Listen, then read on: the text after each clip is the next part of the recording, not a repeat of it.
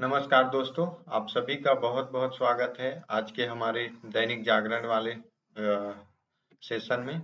तो दोस्तों हम आपको एक बार रिपीट कर दें कि हम दैनिक जागरण के उन सारी खबरों को कवर करते हैं जो हमारे एग्जाम के पर्सपेक्टिव से इम्पोर्टेंट हो और उन सारी खबरों को हम छोड़ देते हैं, अवॉइड कर देते हैं जो हमारे एग्जाम के पॉइंट ऑफ व्यू से इम्पोर्टेंट ना हो।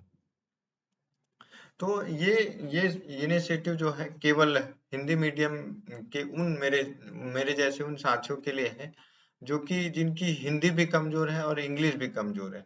तो वही क्या करते हैं हम लोग में से बहुत सारे मोस्ट ऑफ अस स्टूडेंट ये मिस्टेक करते हैं कि जैसे कोचिंग से हम लोग मैगजीन या फिर कोई कोई सा भी मैगजीन किसी मार्केट से खरीद के उसको पढ़ना स्टार्ट कर देते हैं, लेकिन हमारी उसमें सोच डेवलप नहीं हो पाती किसी भी विषय को लेकर और मल्टी डायमेंशनल जो है हमारे थॉट बिल्ड नहीं हो पाता। तो इससे क्या होता है कि हम जब आंसर राइटिंग करते हैं तो हमारे पास वोकैब स्ट्रॉन्ग नहीं होता, शब्द कोश हमारे कमजोर होते हैं, तो अच्छे से आंसर राइटिंग नहीं हो पाता, बोलने में स्किल हमारे पास शब्द नहीं होता, तो हमारे पास उतनी सोच में गहराई नहीं हो पाती। लेकिन जब हम न्यूज़पेपर आर्टिकल को डेली अपने रीडिंग हैबिट में लाते हैं, शेड्यूल में लाते हैं, तो उससे जो है हमारे सोचने की क्षमता जो है विकसित होती है और क्षमता बोलने में गहराई आती है और काफी कुछ सीखने को मिलता है। तो न्यूज आर्टिकल हमने जो गलतियां करी वे ना हो दोबारा, और भी जो एस्पिरेंट करते हैं, तो इसीलिए स्टार्ट किया गया है। तो आइए शुरुआत करते हैं बिना किसी देरी के फ्रंट न्यूज के साथ दैनिक जागरण की। तो बिहार में 75% आरक्षण की बात करने को वहां की सरकार जो है तैयार है। आरक्षण का मुद्दा आप जान ही रहे हैं कि बिहार में जातिगत जनगणना अभी रिसेंटली कंडक्ट हुआ है। बिहार में जाति जनगणना के आधार पर मुख्यमंत्री नीतीश कुमार ने सरकारी नौकरियों पर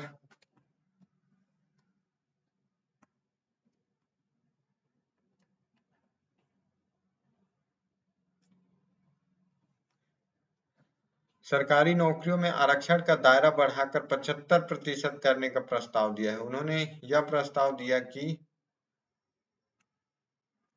उन्होंने कहा प्रस्ताव विधानसभा में मंगलवार को विचार के रूप में रखा।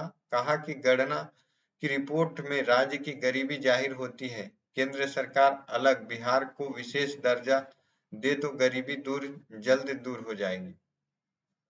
तो उन्होंने जाति जनगणना के हिसाब से कहा कि बिहार जो है गरीबी राज्य में एक के रूप में गणना की जाती है। तो अगर हम भी केंद्र सरकार के साथ हम भी कोशिश करें तो जल्दी गरीबी दूर हो जाएगी। देर शाम मंत्रिमंडल की बैठक में आरक्षण बिल विधेयक 2023 के प्रारूप को स्वीकृति दे दी गई है।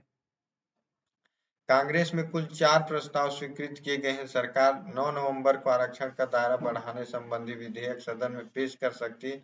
उधर भाजपा ने राज्य में आरक्षण का दायरा बढ़ाए जाने के प्रस्ताव को समर्थन देने की घोषणा की। पार्टी के प्रदेश अध्यक्ष सम्राट चौधरी ने कहा कि सरकार आरक्षण के दायरे को बढ़ाने के लिए जो भी प्रस्ताव विधानमंडल में लेके आएगी, भाजपा उसका समर्थन करेगी। उन्होंने बताया सवर्ण गरीबों के लिए 10% आरक्षण यथावत रहेगा। पिछड़े वर्ग की महिलाओं को मिलने वाला 3% आरक्षण पिछड़ों के लिए पहले से ही जारी आरक्षण के समायोजित कर दिया जाएगा, क्योंकि राज्य सरकार पहले से महिलाओं को 35% आरक्षण दे रही है। मुख्यमंत्री ने कहा कि आरक्षण में इन बदलावों के लिए कानून भी बना सकते हैं। प्रस्ताव को यदि लागू किया जाए तो पिछड़ों अति पिछड़ों को 27% के बदले 43% आरक्षण मिलेगा। अनुसूचित जाति जनजाति को संख्या के अनुपात में आरक्षण मिलता है। 2011 की जनगणना की तुलना में इनकी आबादी बढ़ी है, इसलिए अनुसूचित जाति को 16 के बदले 20 और जनजाति को इनके बदले 2% आरक्षण मिलेगा। उन्होंने कहा कि उनके प्रस्ताव पर अगर अमल होता है तो सरकारी सेवाओं पर कुल 25% रिक्तियां खुली प्रतिस्पर्धा के लिए भरी जाएंगी। 6,000 तक आय वाले 94 लाख से अधिक परिवारों को स्वरोजगार के लिए सरकार 2 लाख रुपए देगी। 67,000 से अधिक भूमिहीन परिवारों को जमीन के लिए प्रति परिवार 60,000 के बदले 1 लाख रुपए देगी। इन 2.5 लाख करोड़ रुपए खर्च होंगे। इन्हें 5 साल में पूरा किया जाएगा। ऐसा बिहार सरकार का एक ड्राफ्ट पेश किया गया है। भाजपा विधायक नीतीश से आलोचना से रोका। तो ये था जो बिहार की गवर्नमेंट है, बिहार के सीएम है नीतीश कुमार, जो कि पहले गठबंधन की सरकार में थे, लेकिन अपनी स्वतंत्र पार्टी को लेकर अलग हो गए हैं और अपना स्वतंत्र सत्ता चला रहे हैं। तो बिहार के जो सीएम है नीतीश कुमार है, उन्होंने इंट्रोड्यूस किया है आरक्षण बिल को। तो ये इस पे अभी और आर्टिकल उनका क्या मसौदा है, 9 नवंबर को पेश किया जाएगा, यानी कि कल, तब पता चलेगा। तो फिर आगे और हम इसके बारे में समझेंगे। तो एक जानकारी के लिहाज से इम्पोर्टेंट है और हमारे आर्टिकल हमारे सिलेबस में आरक्षण वाला मुद्दा भी है, सिलेबस में मेच खाता है। तो ये कहीं ना कहीं एक जानकारी के रूप में रखना है। फॉर एग्जाम्पल, सुप्रीम कोर्ट ने कहा कि पराली जलाना तुरंत रोके राज्य। जैसे अभी दिल्ली की हालत हुई है प्रदूषण के कारण, तो उसके रिस्पॉन्सिबल में नॉर्थ जो वेस्ट यूपी को माना जाता है, पंजाब, हरियाणा, राजस्थान को, जो दिल्ली से बॉर्डर शेयर करते हैं, तो उन सभी राज्यों को सुप्रीम कोर्ट ने कहा कि पराली जलाना बंद करें। सुप्रीम कोर्ट ने दिल्ली एनसीआर में बढ़ते वायु प्रदूषण पर चिंता जताते हुए दिल्ली से जुड़े पंजाब, हरियाणा, उत्तर प्रदेश और राजस्थान की सरकारों को पराली पर तत्काल रोक लगाने का आदेश दिया। कोर्ट ने कहा, पराली जलाने पर स्थानीय स्तर पर थानाध्यक्ष जिम्मेदार होंगे और पूरी निगरानी मुख्य सचिव करेंगे। कोर्ट ने कहा, वह प्रदूषण के कारण लोगों को मरने नहीं दे सकती। पीठ की अगुवाई कर रहे जस्टिस संजय किशन कौल ने कहा कि यह लोगों के स्वास्थ्य की हत्या है और उन्हें खेद है कि इसके लिए उनके पास दूसरे शब्द नहीं है। वायु प्रदूषण के लिए एक दूसरे पर दोष मढ़ने की प्रवृत्ति पर सुप्रीम कोर्ट ने कहा कि हर समय राजनीतिक लड़ाई नहीं हो सकती, दोषारोपण करना बंद करें। कोर्ट ने कैबिनेट सचिव को इस पर निर्देश दिया है कि वह बुधवार को सभी विधेयकों को हितधारकों की बैठक बुलाएं और इस पर हल निकालें। जल्द से जल्द समस्या का हल निकालने को प्रतिबद्ध। कोर्ट ने मामले को दीपावली की छुट्टी के बाद न लगाकर शुक्रवार को फिर सुनवाई पर लगाने का आदेश दिया है। जस्टिस किशन कौल व जस्टिस सुधांशु धलिया की पीठ को पंजाब एडवोकेट जनरल मंगलवार को वायु प्रदूषण काबू करने के लिए उठाए गए कदमों का ब्यौरा दे रहे हैं।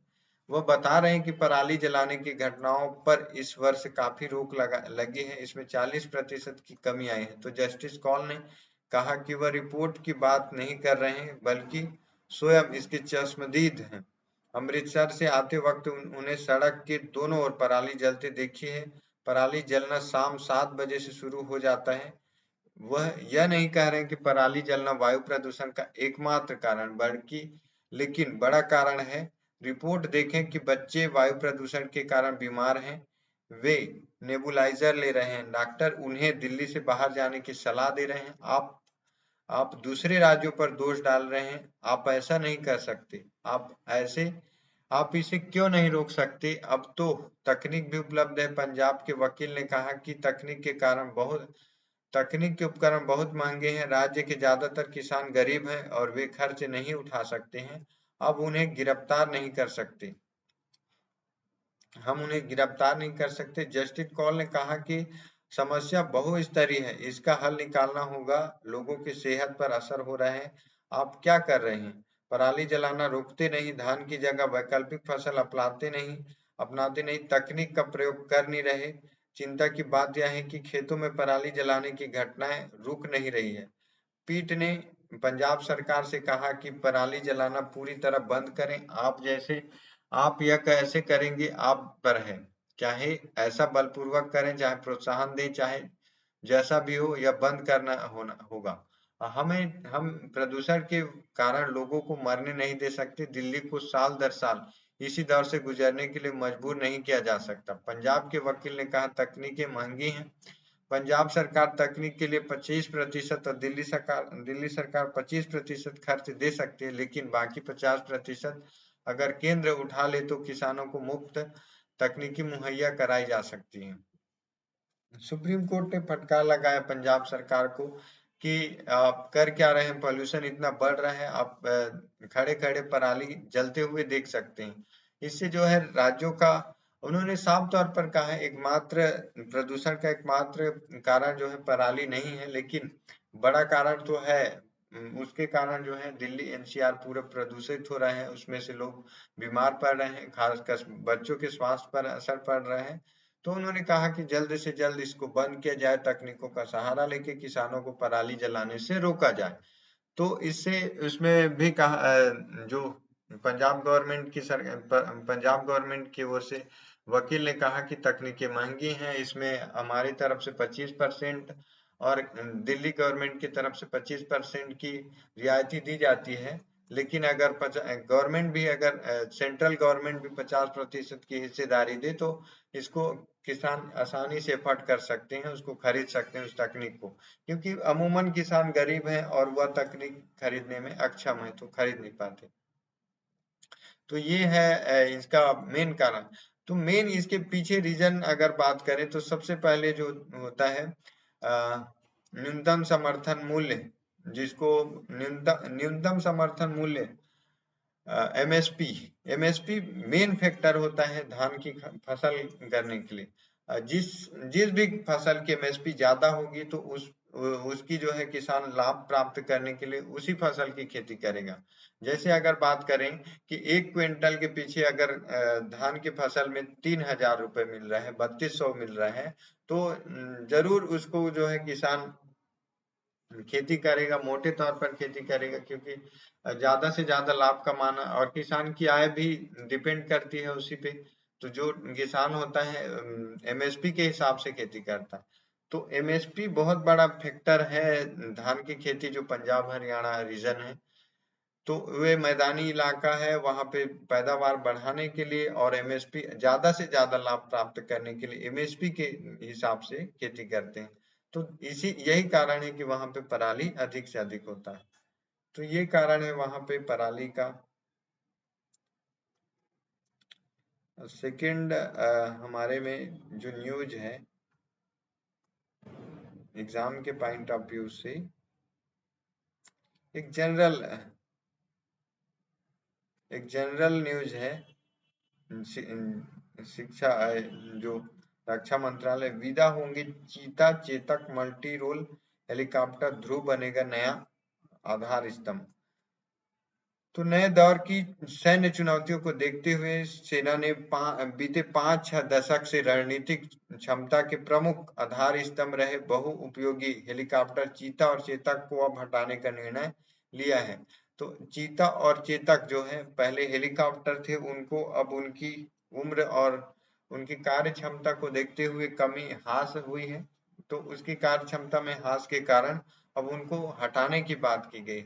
और सैन्य पावर को बढ़ाने के लिए पहले ही अटैक हेलीकॉप्टर अपाचे को हासिल करने का निर्णय, भारतीय सेना अपने मल्टी रोल हेलीकॉप्टर को भी मजबूत कर दी। तो एक स्टेटमेंट आ सकता है कि हाल ही में खबरों में रहा चीता चीता और चेतक क्या है, एक हेलीकॉप्टर या फिर समझिए कोई टेक्नोलॉजी के नाम से आपको फंसा सकती है। तो एक जनरल चीता और चेतक एक हेलीकॉप्टर के नाम है जिनको भारतीय सेना में शामिल किया गया था। तो ये है, इसको जनरल नॉलेज के तौर पर रख सकते हैं। सुप्रीम कोर्ट ने एक सम विषम योजना दिखावटी, इससे क्या फायदा, फिर पॉल्यूशन के बारे में सरकार को फटकार लगाई है। दिल्ली को गेम चेंजर बनाने पर माफी मांगे केजरीवाल।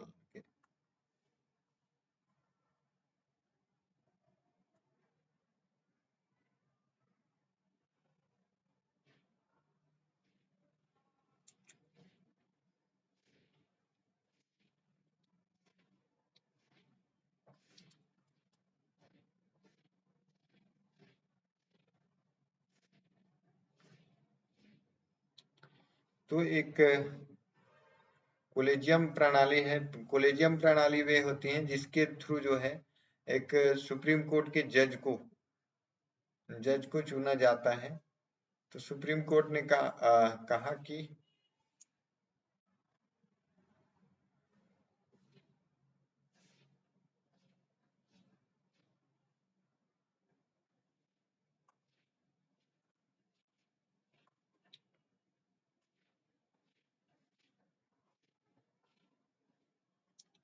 जजों की नियुक्ति में केंद्र का चुनिंदा चयन परेशानी भरा। तो केंद्र सरकार का पक्ष है कि जो कोलेजियम प्रणाली है उसके थ्रू जो है सुप्रीम कोर्ट का एक सीजेआई चुना जाता है, उसके थ्रू जो है चीफ जस्टिस चुना जाता है। तो कोलेजियम प्रणाली में एक ऐसी प्रक्रिया आए, एक कंपटीशन एग्जाम के थ्रू, ऐसा जो है केंद्र सरकार का पक्ष है। सुप्रीम कोर्ट ने कहा मंगलवार को कि उच्च न्यायपालिका के कोलेजियम को अनुशंसक वाले न्यायाधीशों की नियुक्ति में केंद्र का चुनिंदा चयन का रवैया परेशानी पैदा करने वाला है। यहाँ तक कि हाल ही में की गई सिफारिशों में भी चुनिंदा कार्यवाहियों चुनिंदा नियुक्तियां की गई है। शीर्ष अदालत ने हाई कोर्ट से दूसरे हाई कोर्ट में स्थानांतरण के लिए अनुशंसित नामों के लंबित रहने पर भी चिंता जताई है। तो सुप्रीम कोर्ट के हिसाब से उनकी एडवाइजरी से किसी भी हाई कोर्ट के चीफ जस्टिस के का ट्रांसफर किया जाता है, उनकी नियुक्तियां की जाती हैं। तो इस हिसाब से अपनी जो एडवाइजरी दी थी उनका पेंडिंग को लेकर सुप्रीम कोर्ट ने चिंता जाहिर की है कि हमने जो एडवाइजरी जारी की है उस पर केंद्र सरकार ने नजरअंदाज किया, ये कहने का मतलब है। जस्टिस संजय किशन कौल और सुधांशु हालिया पीठ ने कहा कि हमें उम्मीद है कि ऐसी स्थिति नहीं आएगी जहां अदालत और कोलेजियम को ऐसा कोई निर्णय लेना पड़े सरकार को कि जो सरकार को पसंद न आए। अदालत 2 याचिका पर सुनवाई कर रही थी, जिनमें से एक जजों की नियुक्ति व स्थानांतरण के लिए कोलेजियम द्वारा अनुशंसित नामों की मंजूरी में केंद्र की ओर से देरी करने का आरोप लगाया गया था। तो ये था, समझिए कि कोलेजियम प्रणाली को लेकर है, जिसमें हमेशा सुप्रीम कोर्ट और केंद्र सरकार आमने सामने होती है। G20 की ऑनलाइन बैठक की 22 को करेगा मेजबानी भारत।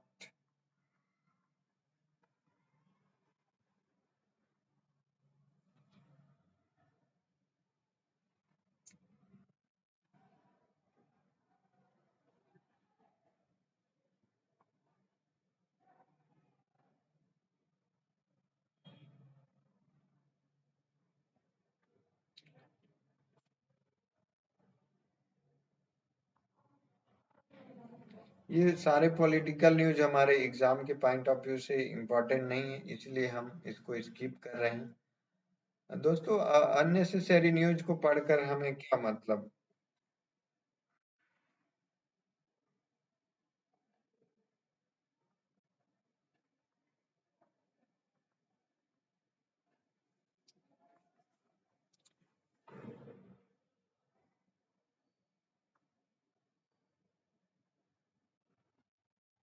हम डायरेक्ट अब एडिटोरियल पेज पे जा सकते हैं।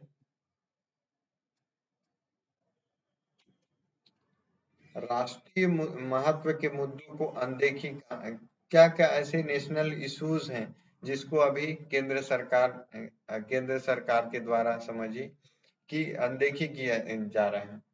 तो आइए शुरुआत करते हैं। इसका इम्पोर्टेंट आर्टिकल है, देश की जनता को प्रभावित करने वाले 5 प्रमुख मुद्दों में सर्वाधिक गंभीर 2 मुद्दों को यदि चुना जाए तो वे कौन से होंगे? संभवतः भ्रष्टाचार और आतंकवाद। ये 2 ऐसे मुद्दे हैं। ये 2 मुद्दे आज किन किन किन दलों को प्राथमिकता में है? अधिकांश दलों की प्राथमिकता में तो दिखते ही नहीं, लेकिन भाजपा और उसके सहयोगी दलों की प्राथमिकता में जरूर है। भाजपा कहने का मतलब है कि भाजपा हमेशा से चाहती है कि बात भी करते उसके जो मेंबर्स हैं, भ्रष्टाचार और आतंकवाद पर काफी काम भी करी है। जो केंद्र सरकार है अभी जो रूलिंग पार्टी है, क्योंकि दल समझते हैं कि आम जनता इन मुद्दों का हल चाहती है। यही कारण है कि भाजपा 2014 से लगातार केंद्र और कई राज्यों में सत्ता में है। भले ही ढीले ढाले ढंग से ही सही, लेकिन एक समय अन्य दलों की प्राथमिकता में भी ये मुद्दे थे। हालांकि आज ये इनकी चर्चा भी नहीं करते हैं, चर्चा करते भी हैं तो मुद्दे को दूसरा मोड़ देते हैं। जैसे कुछ दल कहते हैं कि भ्रष्टाचार कोई मुद्दा ही नहीं है, वहीं आतंकवाद के मुद्दे को पर उनका आरोप होता है कि सांप्रदायिक भावना उभारने के लिए ऐसे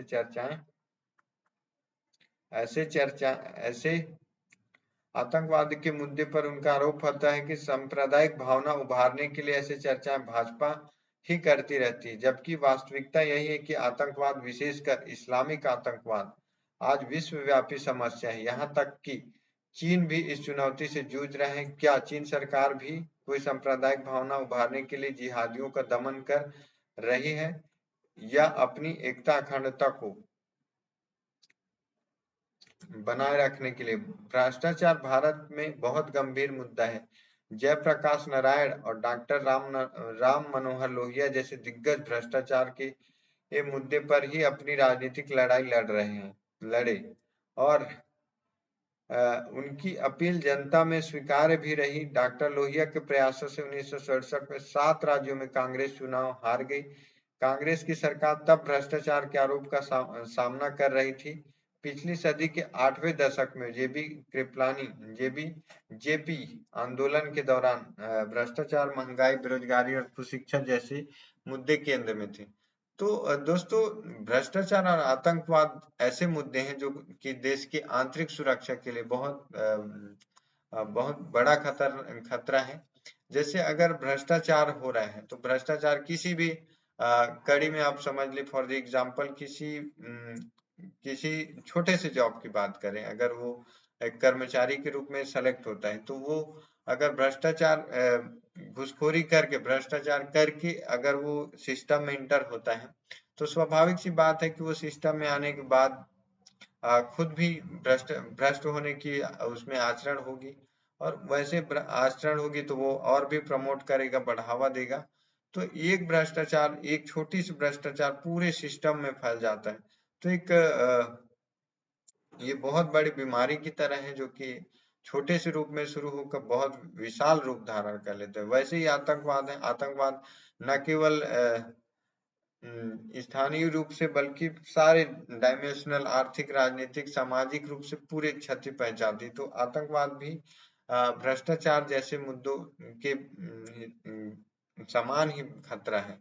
तो इंटरनल सिक्योरिटी के लिहाज से ये आर्टिकल हमारा इम्पोर्टेंट रखता है। आतंकवाद और भ्रष्टाचार, ये कैसे, एक क्वेश्चन भी बन सकता है कि आतंकवाद और भ्रष्टाचार कैसे देश को क्षति पहुंचा सकते हैं, इनके समाधान और निवारण के लिए लेख लिखें, ऐसा क्वेश्चन बन सकता है।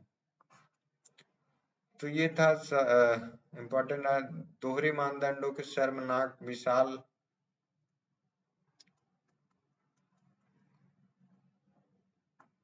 तो इम्पोर्टेंट आर्टिकल अब है नहीं, तो आज के लिए इतना, यहीं रुकते हैं। मिलते हैं कल के सेशन में नए न्यूज और इम्पोर्टेंट न्यूज के साथ। मुझे दीजिए इजाजत, और कमेंट में अगर ये सेशन पसंद आए तो जरूर बताइएगा कैसा लगा, और सब्सक्राइब करके शेयर जरूर करिएगा कि ताकि उन सभी दोस्तों तक पहुंच सके जिनकी हालत जो है हिंदी अंग्रेजी के कमजोर होने के बावजूद भी यूपीएससी, स्टेट पीसीएस की सपना देखते हैं, और उन सपने में इन सब लेख की वजह से कमजोर पड़ जाते, पीछे पड़ जाते, उन दोस्तों तक जरूर पहुंचाएं। वीडियो को अंत तक देखने के लिए आप सभी का बहुत बहुत धन्यवाद। मिलते हैं कल के सेशन में।